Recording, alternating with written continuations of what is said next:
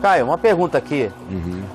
Explica pra gente aqui a diferença entre a violência impessoal e a violência pessoal em relação a Jesus e o Evangelho.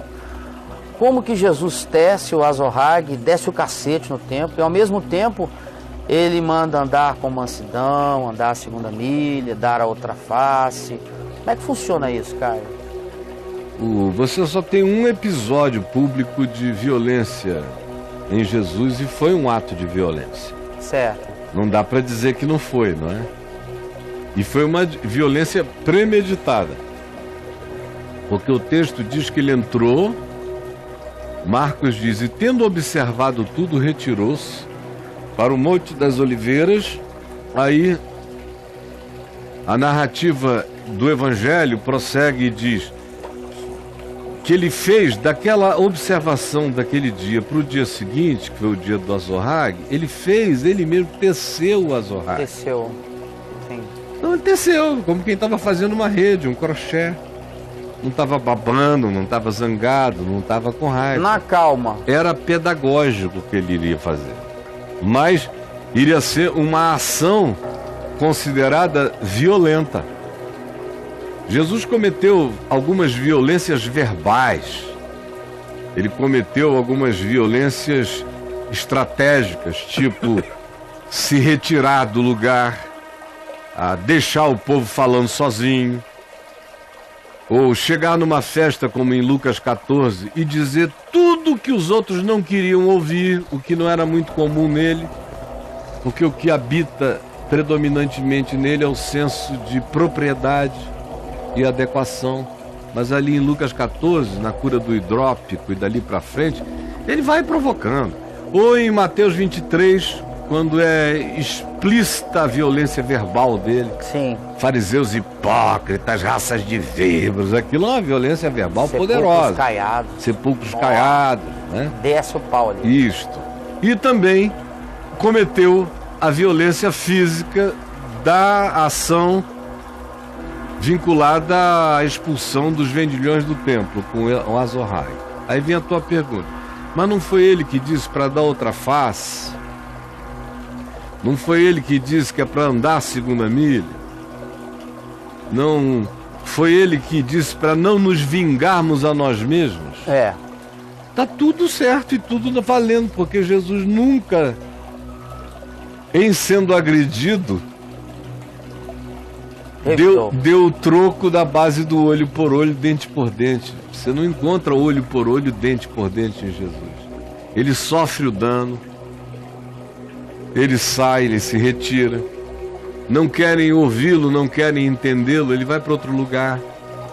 Não existe nenhuma insistência em Jesus quanto a ficar num lugar até se fazer compreender. Ele se explica com simplicidade. Não compreenderam? Ele não faz a segunda vez, ele vai. Ele sai fora. Sai fora. Tem mais gente para ouvir, para entender, ele prossegue. Agora, o que você encontra naquela situação do azorrague é que aquela violência é absolutamente impessoal. É a violência com a qual devem agir todos aqueles que cumprem deveres. Porque há um tipo de violência que aquele que está incumbido do cumprimento de deveres tem que praticar. Você não precisa do policial? Ele não foi ungido pela sociedade para aquela tarefa?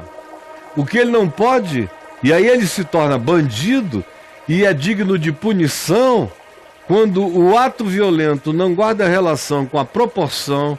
Primeiro, não tem relação com a lei, não tem proporção em relação ao mal feito realizado e à ação repressiva, e quando existe uma atitude de raiva, vingança e execução. Aí essa violência passa a ser bandida, perversa e criminosa. O que você encontra em Jesus é esse princípio sendo praticado. Você não vê nenhuma agressão pessoal feita a Jesus sendo respondida na base do tirar o azorrague e partir para cima.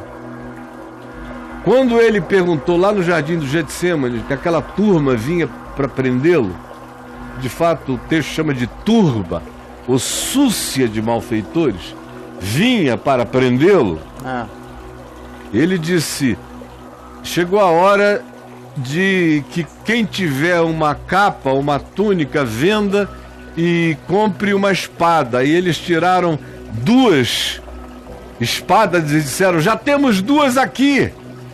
Aí Jesus disse: basta. Como quem diz: pelo amor de Deus, até agora vocês estão pensando que os fins justificam os meios, que o meu modo de enfrentar isso é na base armamentística? Nunca foi nem será. Ali no templo que você vê é o princípio da autoridade aplicando a ação coercitiva contra o excesso, contra o que a gente poderia chamar de não só de inapropriedade, mas de ilegalidade do ponto de vista do significado do que era o regimento daquelas práticas naquele lugar, que era um lugar de culto. Então ele não recai na categoria da violência do olho por olho, dente por dente, pessoa a pessoa, não tem nenhuma pessoalidade. A confecção daquilo foi toda ela pedagógica. É como quem educa um filho, estabelece um limite com a única linguagem pública passível de ser compreendida.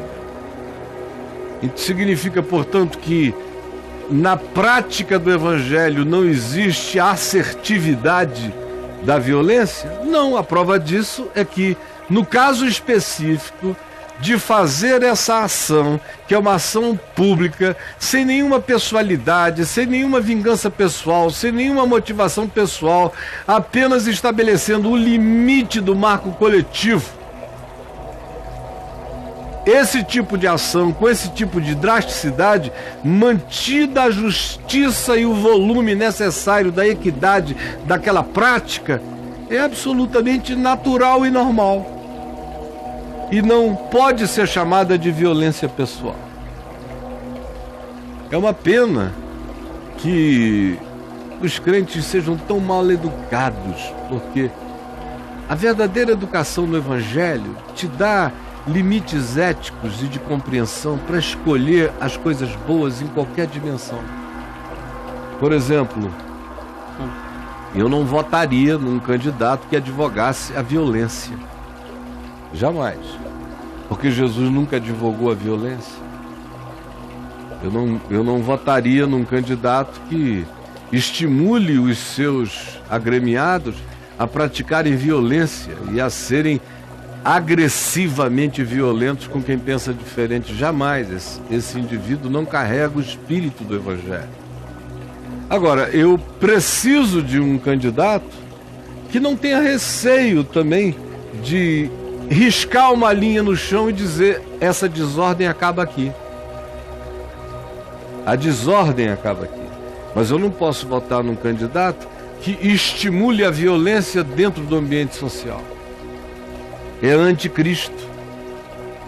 Quando você vai compreendendo os princípios mínimos do Evangelho, até as escolhas políticas, até as decisões institucionais, até a sua análise dos fenômenos sociais, ganha uma outra exegese, ganha uma outra hermenêutica, ganha uma outra consolidação de compreensão.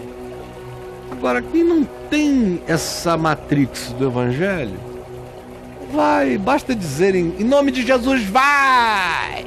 Sei. Aí corre aquela boiada toda doida na direção.